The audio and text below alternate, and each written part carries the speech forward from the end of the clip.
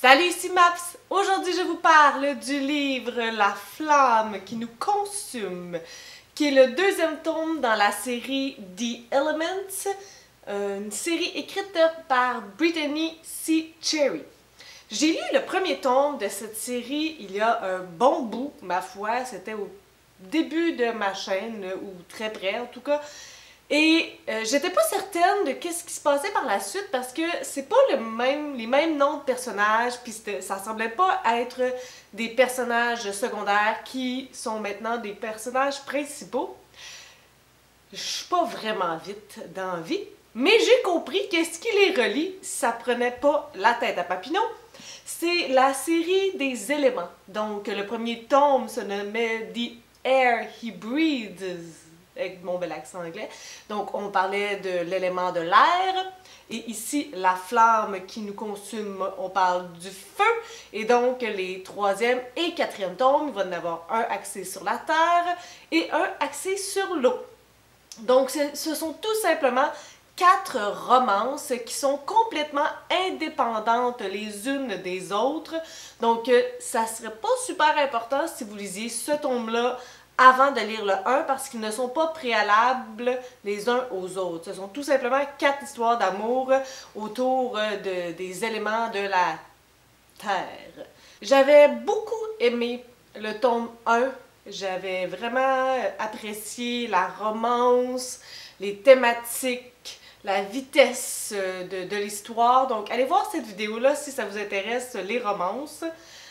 Et là, je me suis lancée dans la deuxième romance de cette série qui met en scène 2 personnages, Alyssa et Logan. Donc, cette histoire-là se déroule en alternance avec leur point de vue. On a des chapitres avec Alyssa, on a des chapitres avec Logan. Ce sont 2 personnages qu'on rencontre au début du livre. Ils ont 17-18 ans. Et en fait, ce qui les relie, c'est que tous deux ont vraiment un milieu familial pourri. Ça va vraiment pas bien des deux côtés pour des raisons similaires. Des parents absents, des parents méchants, des parents violents physiquement, psychologiquement. Donc on est vraiment dans des milieux familiaux pourris. C'est ça qui les relie malheureusement, parce que sinon on pourrait penser que rien ne les rassemble. Ils vont se rencontrer dans une situation assez banale, ma foi, puis ils vont devenir amis. Et on se fera pas trop de mensonges sur leur relation parce que ce n'est pas du tout amical. C'est beaucoup plus amoureux qu'autre chose. Je pensais que ça serait un beau gros slow burn entre Alyssa et Logan, mais non.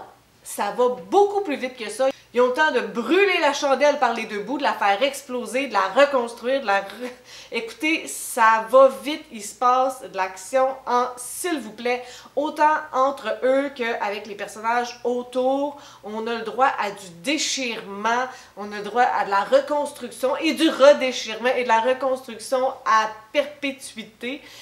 C'est vraiment pas un livre qui manque d'action, il y en a beaucoup. Peut-être même trop pour moi. Je vous avouerai que ça frise un peu le non-réaliste. Je sais que ce sont des événements qui sont réalistes, mais lorsqu'il y en a autant que ça, pour moi... you know. Donc, on suit leur histoire d'amour rocailleuse, avec 2 personnalités fragiles.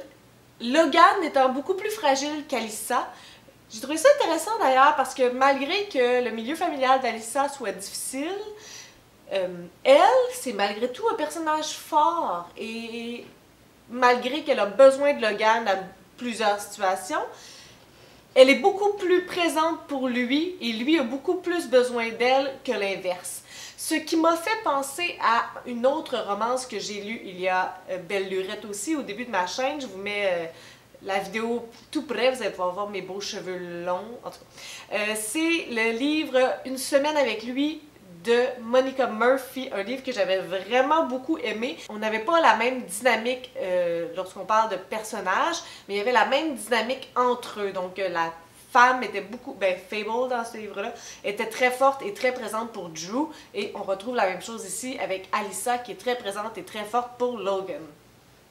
J'ai trouvé ça vraiment intéressant parce que Alyssa sort un peu des sentiers battus puis des clichés. Quoique de l'autre côté, Logan est un beau cliché ambulant encore une fois. Le gars qui a un milieu familial super rough puis qui pense qu'il mérite absolument rien, qui a une faible estime de lui. Ça se peut que... Je sais pas si c'est parce que je n'ai trop lu ou parce que tout simplement ça me parle plus tant que ça, le faux bad boy. Mais j'avoue que c'était pas mon personnage préféré, même si j'ai beaucoup apprécié. C'est un livre qui est considéré comme New Romance, donc New Adult. Il vieillissent assez vite, il y a un gros laps de temps de 5 ans dans le milieu du livre, donc on passe environ de 18 ans à 23 ans. On ressent aussi la maturité dans l'écriture, dans les interactions entre les personnages, entre les deux, ce que j'ai trouvé ça assez intéressant. L'écriture de Brittany C. Cherry, puis la traduction, c'est vraiment délicieux, ça se lit super facilement. C'est un page-turner, malgré que ça semble une grosse brique, là, pas du tout, puis c'est des bonnes grosses pages qui se tournent assez bien, donc ça c'est super. Donc je vous le recommande, même si ça n'a pas été pour moi le plus gros coup de cœur de romance que j'ai lu, ça se lit super bien. Puis si vous aimez ce type de relation en montagne russe, vous allez être servi ici.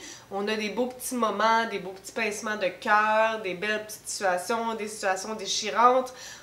L'autrice aussi nous amène dans les insides entre le couple, ce qui est très intéressant parce qu'on devient un peu la troisième roue, mais impliquée dans leur relation. Donc, j'ai vraiment pas tant d'autres choses à vous dire que ça. Si ça vous intéresse, n'hésitez pas à vous plonger. Si vous l'avez lu, dites-moi-le en commentaire.